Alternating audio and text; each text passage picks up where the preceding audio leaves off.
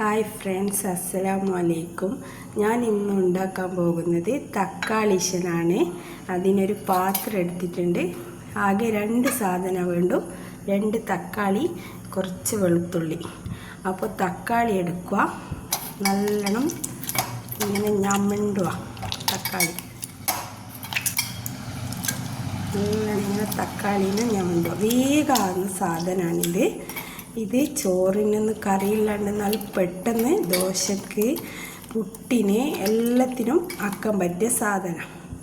അപ്പോൾ 2 തക്കാളി ഇങ്ങനെ നല്ലോണം ഞെരടി കൊടുക്കുക. പെട്ടെന്നാവും. സമയമെല്ലാം കുറച്ചാവുള്ളൂ, വേഗമാവും. 5 മിനിറ്റ് കൊണ്ട് ആകുന്ന സാധനം ഈ തക്കാളി. നല്ലോണം ഇങ്ങനെ കൈ വെച്ചിട്ട് ഞെരടുക. നല്ലോണം ഞെരടി വെളുത്തുള്ളി എടുക്കുക. വെളുത്തുള്ളി ഇടുക, കുറച്ച് ഉപ്പിടുക, നോക്കിയിട്ട് കുറച്ച് മുളക് പൊടി ഇടുക. കുറച്ച്, അധികം ഒന്നും വേണ്ട. 1 സ്പൂണ് വേണ്ട, 1/4 സ്പൂൺ മതി. എന്നിട്ട് നല്ലോണം ഇങ്ങനെ വെളുത്തുള്ളി എല്ലാം കൂട്ടിയിട്ട് ഇങ്ങനെ നല്ലോണം ഇതാക്കുക.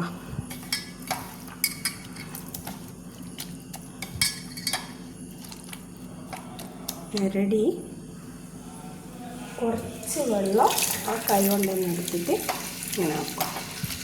അധികം ഒന്നും വേണം, കുറച്ച് വെള്ളം. ഈ തക്കാളി വേവാനുള്ള കുറച്ച് വെള്ളം മതിയാ, അധികമായ ടേസ്റ്റ് ഉണ്ടാവില്ല. അപ്പോൾ നല്ലോണം ഞെരടി വെച്ചിട്ടുണ്ട്. ഇനി നമുക്ക് അടുപ്പ് കത്തിക്കാം. അടുപ്പ് കത്തിച്ച് ചൂടാട്ടെ.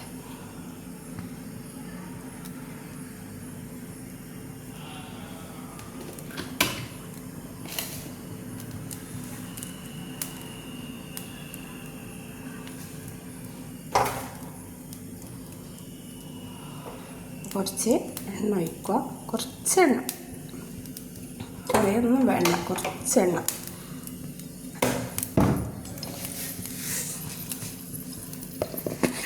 എണ്ണ ചൂടായി വരുന്നുണ്ട്.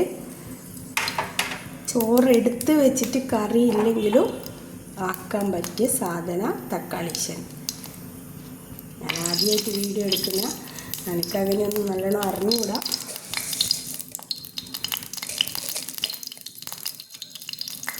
അപ്പോൾ എണ്ണ ഇതായി വരുന്നുണ്ട്. അപ്പോൾ കുറച്ച് കടുക് ഇടുക. കുറച്ച് കടുക് ഇട്ടാൽ കുറച്ച് അങ്ങനെ ഇടാവുള്ളൂ. അപ്പോൾ കടുക്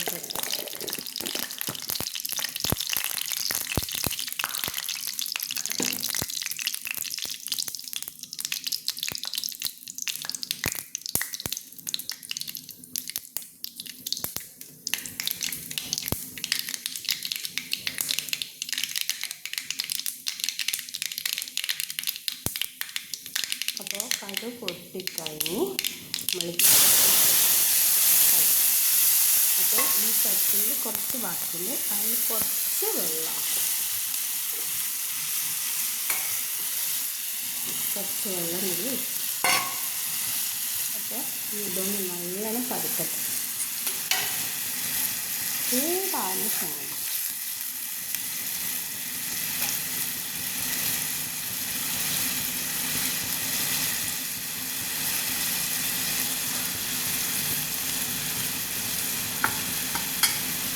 കുറച്ച് ഉപ്പ് കുറവുണ്ട്.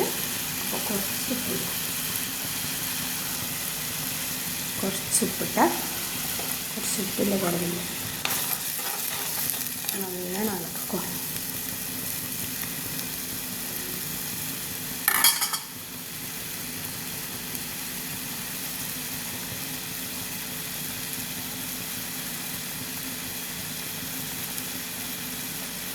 നല്ലോണം തിളച്ച് വരുന്നത്.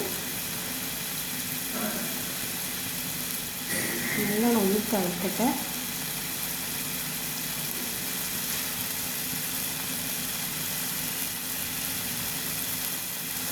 തിളക്കുമ്പോഴത്തേക്ക്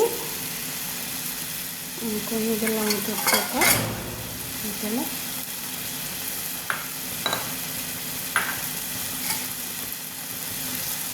നമ്മൾ തക്കാളി റെഡിയായി. ഓഫാക്കും അടുപ്പ്.